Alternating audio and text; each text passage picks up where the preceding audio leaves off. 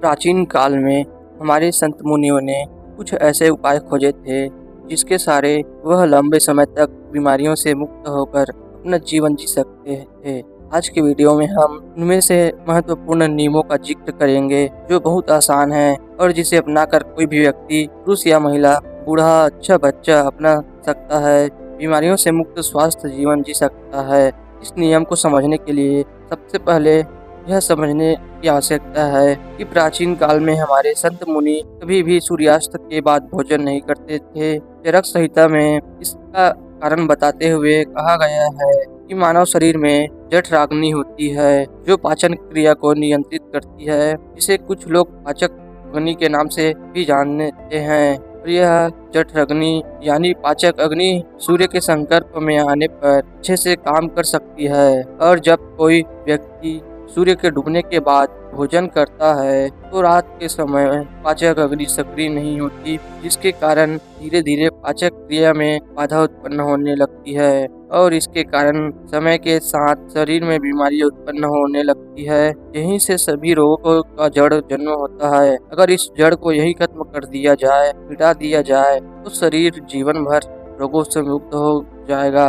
अब समझने वाली बात यह है कि जब हम जठराग्नि यानी पाचन अग्नि ठीक से काम नहीं करती है, हमारी प्राण शक्ति को काम करना पड़ता है और हमारी प्राण शक्ति एक समय में एक ही काम अच्छे तरीके से कर पाती है। जब हमारी महत्वपूर्ण ऊर्जा पाचन में शामिल होती है तो हम गहरी नींद ले पाते हैं और इसी कारण से कुछ लोग 8-10 घंटे भी की नींद लेने के बाद भी सुबह थका हुआ महसूस करते हैं। इसका कारण यही है, प्राण शक्ति की ऊर्जा जो रात के समय हमारे शरीर को अंदर से ठीक करती है, उसकी मरम्मत करती है। फिर यही ऊर्जा रात के समय जब मनुष्य सोता है उसके शरीर के रोग ठीक करने में अपना समय व्यतीत करेगी और धीरे धीरे इससे आपका शरीर अपने आप ही अपने रोग से ठीक कर लेगा। लेकिन इसके लिए आपको रात को खाना सूरज डूबने से पहले करना होगा ताकि सूरज के संपर्क में रहने वाली आपकी पाचन अग्नि क्रिया बेहतर तरीके से काम करे।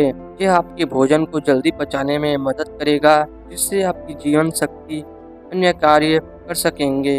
मान लीजिए आप शाम को 6 बजे से 9 बजे के बीच खाना खाते हैं, इसके बाद आप 1 बजे से 10 बजे के बीच खाना खाते हैं, आसपास सो जाते हैं, तो इन 2-3 घंटों में आपका ज़्यादातर खाना पच जाता है और बाकी भोजन रात्रि 1 बजे तक पूरी तरह से पच जाता है। और इसके बाद आपकी जीवन शक्ति आपके शरीर की मरम्मत करने लगती है, आपके शरीर की बीमारियों को ठीक करने में लग जाती है। और यही वह समय होता है जब आपका शरीर खुद को डिटॉक्स करना शुरू कर देता है। इसी प्रक्रिया का अर्थ उपवास कहा जाता है, जिसकी पूरी अवधि 24 घंटे की होती है। लेकिन जो लोग दिन में 24 घंटे उपवास करने में सक्षम नहीं हैं, वो 12 घंटे से शुरुआत कर सकते हैं। यानी कि अगर आपने रात्रि 9 बजे भोजन किया है तो आप अगले दिन 9 बजे ही भोजन करें, जिससे आपकी बॉडी को तकरीबन 6 घंटे का समय मिलता है और खुद का रिपेयर करने का इसका अर्थ है पास हमारे शरीर में प्रक्रिया घटित होती है। पहले इसको समझिए, जब अर्थ उपवास करते हैं तो हमारे शरीर को पूरी तरह से भोजन नहीं मिलता। के लिए शरीर अपनी जरूरतों को पूरा करने के लिए अपनी कोशिकाओं में जो बैक्टीरिया होते हैं उनको ही खाना ही शुरू कर देता है और इसी वजह से हमारी कोशिकाओं को अपने आप शुद्धिकरण होने लगता है। वैज्ञानिक भाषा में इसे ऑटोफैजी कहा जाता है, जिसका मतलब होता है बॉडी को सेलुलर लेवल पर डिटॉक्स करना। सिर्फ 21 दिन के लिए जो मनुष्य इस प्रक्रिया को अपना लेता है उसकी त्वचा में निखार आने लगता है, उसके बाल गिरने कम हो जाते हैं, सुबह अच्छी ताजगी होती है, रात को नींद गहरी आती है और मानसिक तनाव बिल्कुल मिट जाता है। कुछ लोगों को लगता है कि अर्थ उपवास करने से उनका शरीर कमजोर हो जाएगा, लेकिन अर्थ उपवास करने से शरीर का फैट कम होता है, मसल्स लॉस नहीं होता और मसल्स लॉस नहीं होता, इसलिए शरीर को क्षमता अपने आप बनी रहती है। और जब तक आप ये समझ चुके हैं, आपकी प्राण शक्ति आपकी बीमारियों को दूर करने के लिए किस प्रकार कार्य करती है।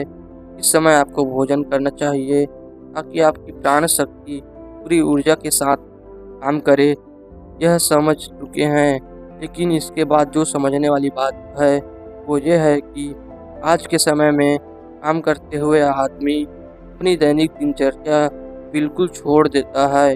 वो किसी प्रकार सही समय पर भोजन करे। अगर वो रात के समय काम करता है तो वो किस प्रकार भूखा रहे, क्योंकि उसे तो आदत हो चुकी है रात के समय देर से खाना खाने की। और कुछ लोगों के साथ समस्या ऐसी भी है जो भूखे नहीं रह सकते, थोड़ी देर में उन्हें भूख लगती है। तो ऐसे लोग किस प्रकार इस प्रक्रिया का लाभ उठा सकते हैं। देखिए, अगर आप 12 घंटे का उपवास करते हैं तो उसके लिए आपको बीच बीच में कुछ लिक्विड चाहिए, जिससे आपकी बॉडी को हाइड्रेटेड रह पाए और आपके शरीर का डिटॉक्स करने की प्रक्रिया भी तेज हो जाए। शुरुआत में अगर आप अपना रात्रि भोजन 9 बजे कर लेते हैं तो आपको 10 बजे भूख लगेगी। उस समय जब आपको भूख लगे तो उस समय आप नारियल पानी पी सकते हैं। इससे शरीर में बहुत सारे लाभकारी फायदे भी होंगे और आपके डिटॉक्स की प्रक्रिया तेज हो जाएगी। इसके अलावा आपको कॉफ़ी भी पी सकते हैं। और जिन लोगों का वजन ज़्यादा बढ़ा हुआ है, जो अपने वजन को कम करना चाहते हैं, ऐसे लोग थोड़े गर्म पानी में नींबू निचोड़कर उसको पी सकते हैं। इससे उन्हें अद्भुत लाभ होंगे। कुछ ही दिनों में वे पाएंगे कि उनके शरीर का वजन इतनी तेजी के साथ घट गया। लेकिन जिन लोगों को ठंड जल्दी लगती है, जुकाम जल्दी होता है, खांसी हो जाती है, बुखार हो जाता है, ऐसे लोग रात में पानी में नींबू निचोड़कर कभी न पिएं। रात को त्रिफला चूर्ण भी लिया जा सकता है, जो बहुत लाभकारी होता है। वो आपके शरीर को डिटॉक्स करने में उसकी बहुत सहायता करता है। सुबह आपका पेट अच्छे से खाली होगा। अगर रात को आप त्रिफला चूर्ण लेकर सोते हैं तो जिन लोगों को डायबिटीज या फिर शुगर की प्रॉब्लम रहती है, ऐसे लोग का अर्थ उपवास पूरा करने में के बाद जब आप अपना पहला भोजन करते हैं, यानी कि सुबह ब्रेकफास्ट जब वो करते हैं, तो हल्के गर्म पानी में एप्पल साइडर विनेगर, दालचीनी का पाउडर और ऊपर से एक नींबू निचोड़ कर पी सकते हैं। इससे उन्हें डायबिटीज में बहुत राहत मिलेगी और कुछ ही समय में रिजल्ट बिल्कुल चेंज हो जाएंगे। उनका शुगर लेवल, डायबिटीज बिल्कुल मेंटेन होने लगेगा। जिन लोगों को हार्ट की प्रॉब्लम ज़्यादा रहती है, ऐसे लोग सुबह ब्रेकफास्ट में घी या फिर कद्दू का जूस ले सकते हैं। ये उनकी त्वचा के लिए, उनकी बॉडी को डिटॉक्स करने के लिए और हार्ट के लिए सबसे ज़्यादा बेनिफिशियल होता है। जिस लोगों को डाइजेशन ठीक नहीं होता, ऐसे लोग पानी में अजवाइन और जीरा गर्म करके उसे पानी को ठंडा करके पी सकते हैं। इससे उनकी पाचन क्रिया बहुत सुलभ हो जाती है। जिन लोगों का अर्थ उपवास करने में दिक्कत होती है, बार बार भूख लगती है, तो ऐसे लोगों को गर्म पानी में शहद मिलाकर पी सकते हैं।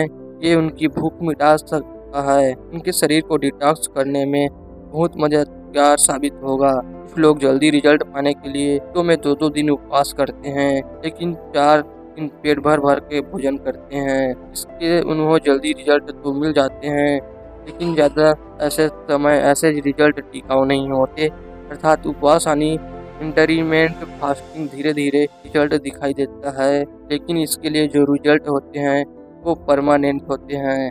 इसमें ऐसा नहीं होता कि जैसे आपने फास्टिंग करनी छोड़ी वैसे ही आपका फिर से हल वही हो गया। इसमें एक बार आपके शरीर में जो फायदे हो गए वो बहुत समय तक मिटते नहीं हैं। देखिए, हर कोई अर्थ उपवास भी कर नहीं सकता, क्योंकि जो स्पोर्ट्समैन होता है वो खेलकूद में होते हैं। उनके शरीर को रेगुलर डाइट चाहिए, क्योंकि उनके लिए हेल्थ ज़्यादा परफॉर्मेंस जरूरी होती है। इसी तरह बच्चों को भी अर्थ उपवास नहीं करना चाहिए। जो लोग मधुमेह के पेशेंट हैं, जिनका शुगर लेवल गड़बड़ रहता है, ऐसे लोगों को अगर अर्थ उपवास करना है तो समय पर अपना sugar level, blood sugar level check कराते हुए रहिए। जो लोग अर्थ उपवास का सही तरीके से पालन करते हैं, उनके शरीर में 80% बीमारियां खुद ही ठीक हो जाती है। और जिन लोगों को बीमारी नहीं होती, ऐसे लोग अर्थ उपवास करके अपनी बॉडी को डिटॉक्स शुरू कर सकते हैं, जिससे भविष्य